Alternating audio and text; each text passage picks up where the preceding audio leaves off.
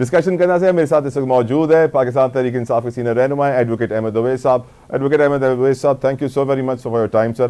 पहला सवाल सर, जो ख़त भेजे गए हैं सर हाई कोर्ट के जजेस को, 8 खतूत भेजे गए हैं जिनमें से 4 खोले गए हैं जिन पर मुकदमा दर्ज हो गया है, जिनके अंदर एंथ्रेक्स बैक्टीरिया बताया जा रहा है। ख़त भी है, तहरीक नामूस और रिसालत का हवाला दिया गया और निज़ाम अदल पर तनकीद की गई है, कहा गया इसे बेहतर बनाया जाए। सर मुझे बड़ा, मेरी नज़र में बड़ी ये परेशान कुन बात है। आप सर इसको परेशान कुन समझते हैं अहमद अवैस साहब? क्योंकि लगा ऐसा रहा है कि धमकाने की कोशिश की गई है। जी, इससे ज्यादा परेशान कुन बात हो नहीं सकती कोई, क्योंकि देखिए ना, एक ये जो स्टेट का निज़ाम बनाया जाता है तो ये कॉमन मैन को सामने रख के बनाया जाता है। तो सोशल कॉन्ट्रैक्ट थ्योरीज आपने पढ़ी होंगी, वो भी कॉमन मैन के तहफ़्फ़ुज़ के लिए थी, क्योंकि वो अपने राइट का डिफेंस जो है वो खुद नहीं कर सकता, उनको डिफेंड नहीं कर सकता। इसलिए स्टेट जो है वो जिम्मेदारी देती है कि तुम्हारे फंडामेंटल राइट्स को हम प्रोटेक्ट करेंगे, हम प्रिजर्व करेंगे और हम डिफेंड करेंगे उनको। और उसको कहा जाता है कि वो स्टेट के आगे वो सरेंडर कर दे अपने सारे राइट। कॉन्स्टिट्यूशन तब मुकम्मल होता है। अब यहाँ पे सूरत हाल भी बड़ी मुख्तलिफ और खतरनाक है। अब कॉन्स्टिट्यूशन जो है ना, उसकी हैसियत खत्म हो गई है। कॉन्स्टिट्यूशन को एक बिल्कुल उस तरह की किताब की शक्ल ही दी गई है, जिसमें जैसे आपको अगर पीछे चले जाएं तो ज़ियाउल हक ने कहा था एक दफा एक इंटरव्यू देते हुए, तो what is this constitution, it's a booklet of 10 to 12 pages, I can tear it out any time. तो अब उससे तो इतना कह दिया था, लेकिन अब वर्चुअली एस्टेब्लिशमेंट ने कॉन्स्टिट्यूशन को उठा के फेंक दिया है। रूल ऑफ लॉ को रिप्लेस कर दिया है, सब्स्टिट्यूट कर दिया है रूल ऑफ अथॉरिटी के साथ। अब डेस्पोटिज्म जो है वो हुकूमत कर रहा है पाकिस्तान में। तो ये हालात बड़े खतरनाक हैं। इसमें जुडिशरी खटकती थी, तो जो भी है कमजोर भी है, कुछ भी है, लेकिन फिर उनके हाथ में ताकत जो है इस किस्म की है कि जब वो फैसला करें तो वो फैसला इम्पोज करना पड़ता है। पूरी स्टेट मशीनरी जो है उस फैसले को इम्प्लीमेंट करने के लिए इस्तेमाल की जा सकती है। तो ये सूरत हाल के पेश नज़र उन्होंने बाकायदा consistently over the year judiciary को निशाना बनाया और उसको ही कमजोर किया। और अब तो इंतहा हो गई थी। अब तो पिछले 1-2 साल में जो वाकयात हुए आप तो क्या अहमद अवैस साहब, कल का जो सुओ मोटो का केस है उसके ऊपर आप इसकी कोई इम्प्लीकेशंस देख रहे हैं इस पूरे सिचुएशन की? मेरे ख्याल में उनसे लगता तो ऐसे है कि रिगल आउट करने की कोशिश जो की थी काजी शाहिद ईसा साहब ने, जब उन्होंने प्राइम मिनिस्टर शहबाज शरीफ से मुलाकात की और फिर कमीशन की अपॉइंटमेंट का फैसला हो गया। लेकिन मेरे ख्याल में कुदरत को भी कुछ और मंजूर है कि मामला अब आधा तीसरा और बटेर के ऊपर नहीं चलेंगे, किसी एक तरफ लगेगा सिलसिला। लिहाजा वो उन्होंने विड्रॉ कर लिया और उनको मजबूरन अब वो एक लार्जर बेंच जो है इसको मोटो प्रोसीडिंग्स के लिए बनाना पड़ गया। अब नोटिस होंगे, उसमें नोटिस वो तमाम रेलिवेंट जो अदारे या जो है chief justice Islamabad high court भी है। अब यहाँ पे वैसे असूलन जहाँ मेरा ख्याल है कि क्योंकि उन्होंने चीफ जस्टिस काजी शाहिद ईसा साहब का नाम भी लिया है बीच में उस लेटर के अंदर, और वो सब्जेक्ट मैटर होगा इस सारी प्रोसीडिंग का, तो असूलन तो काजी साहब को भी बेंच पे नहीं बैठना चाहिए। लेकिन बहरहाल, और जो आपका सर पुराना मुतालबा था कि बेंच फुल बेंच होना चाहिए, 7 जजेस का नहीं होना चाहिए, you still stand on it sir? नहीं, वो दुरुस्त है, लेकिन चलिए अब बन गया, फुल ही होना चाहिए था। लेकिन शायद उनके ज़हन में हो गई है राइट ऑफ अपील के लिए एक बेंच पीछे होना चाहिए, तो उन्होंने नहीं किया। वो बेंच का, एक लार्जर बेंच का बन जाना ही इंतहाई जरूरी है, लेकिन इसमें जजिस की इज्जत ताज़ीम का भी ख्याल रखना इंतहाई जरूरी है।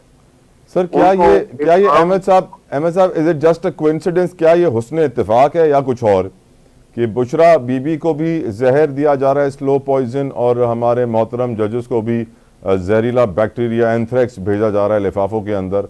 Is just a coincidence? मेरा ख्याल है कि ये कोइंसिडेंस जो करी लीजिए, एक ये पॉलिसी तो जरूर है, इस हद तक है कि एस्टेब्लिशमेंट समझती है कि दे आर एट वॉर। जब वो एट वॉर समझते हैं तो फिर वो कहते हैं ना कि everything is fair in love and war. वो बड़ी खतरनाक सूरत हाल है। देखिए स्टेट ऐसे नहीं चलती कभी भी, स्टेट का निज़ाम बिल्कुल मुख्तलिफ है उससे। इनको अपने प्रेमिसेस के अंदर रहना चाहिए, कॉन्स्टिट्यूशन की इज्जत उसका लिहाज रखना चाहिए, और कॉन्स्टिट्यूशन के अंदर जो ओथ लिया होगा उस ओथ का लिहाज रखना चाहिए, और वहीं खड़े रहें, और मुल्क की आइडियोलॉजिकल और जोग्राफिकल फ्रंटियर जो है उनकी सही तरीके से हिफाजत करें, क्योंकि वो लैप्सेस जो हो रहे हैं वो बड़ा खतरनाक है। आज मुल्क के अंदर अब कोई चीज महफूज नहीं है। यानी चाइनीज आए हुए थे, अब हमारे मेहमान थे, हमारे दोस्त मुल्क है, उनको किस तरह हिट कर किया गया, मारा गया। तो ये इस किस्म के, और फिर एक ही वक्त में उधर चाइनीज को मारा गया, उधर वो नेवल एयर बेस जो था वहां पे अटैक किया गया। तो ये इसका मतलब है कि दुश्मन तो दंदनाता फिर रहा है पाकिस्तान में। Sir if you are saying it's a war, sir आपने कहा वॉर का वर्ड यूज किया अहमद साहब आपने, everything is fair in love and war, ये भी आपने कह दिया। तो सर मुझे तो लग रहा है अगर ये वॉर है तो फिर ये खत का इल्जाम भी आपके ऊपर ही आने वाला है कि आप ही ना भेजे हों। कोई बात नहीं है, निपटेंगे, आएगा तो कोई बात नहीं है, लेकिन जो हकीकत है वो तो है, और वो हकीकत सामने आ जाएगी। देखिए मैं ये समझता हूँ कि लेट्स सी कि who will have the last laugh. ये मुल्क को बचाना है तो हम सबको तैयार होना पड़ेगा किसी बड़ी से बड़ी कुर्बानी के लिए भी। ये हालात इतने खराब हो गए हैं, ये तो जो टू प्रोन अटैक पाकिस्तान पे हुआ ना, जिसमें पाकिस्तान की इकोनॉमी तबाह की गई, और पाकिस्तान की आवाम की नजर में पाकिस्तान आर्म फोर्सेस को इज्जत ताजीम जो है वो खत्म किया गया। ये बड़ा खतरनाक खेल है। और छाबड़ी वाला भी जो है वो इज्जत की नजर से नहीं है देखता। किसी तकलीफ से बात है, इंतहाई तकलीफ से बात है ये। ठीक सर, अब मुझे एक और इम्पोर्टेंट इशू डिस्कस करना है अहमद साहब, एक और important issue, senate election sir KPK में मुलतवी हुए हैं, मखसूस नशिस्तों का मामला है, how do you see the situation sir? देखिए बात यह है कि देखिए एक इन्होंने जब एक गलत काम किया, ताकत के बलबूते के ऊपर इन्होंने रिगिंग की, और रिगिंग भी इस हद तक की है जिसकी कोई मिसाल नहीं मिलती, होती आई है। बिल्कुल दुरुस्त है, 13 के इलेक्शन में भी हुई, 8 के इलेक्शन में भी हुई, और 18 के इलेक्शन में भी हुई। लेकिन जो रिगिंग इस दफा हुई है ये तो अनप्रेसिडेंटेड है, और उस रिगिंग के बाद आगे उसका कोई पूछने वाला भी कोई नहीं है, ना ट्राइब्यूनल प्रॉपर बने हुए, ना वहां पे कोई सुनवाई होती है। आज से 1 महीना गुजर गया। 4 मार्च को तारीख पड़ी थी डॉक्टर यास्मीन राशिद की, मैं केस कंडक्ट कर रहा हूं, और उन्होंने रिजर्व किया था क्योंकि वो सस्पेंड कर रहे थे इनकी मेंबरशिप को, नोटिफिकेशन को, और उन्होंने कहा कि हम फैसला सुनाते हैं। 1 महीना गुजर गया और वो फैसला अभी तक नहीं कराया, उसी तरह दबा के बैठे हुए। कौन है जो उनको रोकता है? कौन है जो आधी रात के वक्त कहता है कि अदालत लगाओ, फैसला करो आज ही? सबको पता है सर कौन है, लेकिन सर एक और चीज बड़ी इंटरेस्टिंग थी, आज एक नया फॉर्मूला सामने आया है, MQM plus peoples party is equals to फैसल वाडा। सर बड़ा इंटरेस्टिंग फॉर्मूला है सर। हाँ जी, देखा आपने? नहीं तो वो नहीं, ये इंटरेस्टिंग नहीं, ये तो हमें तो मेरे ख्याल में आपको भी ये बिल्कुल पता था।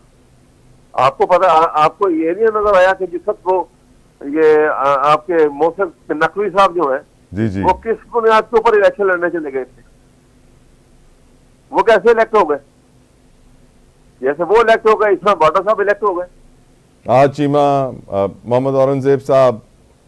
लेकिन सर अब सवाल यही है कि ये जो निज़ाम है जिसके अंदर ये इलेक्ट होकर हमारे अवामी नुमाइंदे ऐवान बाला ऐवान ज़ेरी में आके बैठे हैं, मुकन्नना कहलाते हैं, कानूनदान, कानून बनाते हैं, लेजिस्लेटर्स।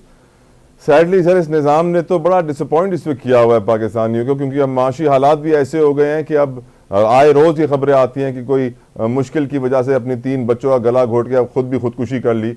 पाकिस्तान ऐसे बड़ी मुश्किल वक्त से एक बात है, देखिए बात सुनिए, ये एक स्मॉल परसेंटेज है कि जो कमजोर होते हैं बहुत ज्यादा और हालात से तंग हो जाते हैं, तो वो बच्चों को भी मार लेते हैं, खुद भी मार जाते हैं।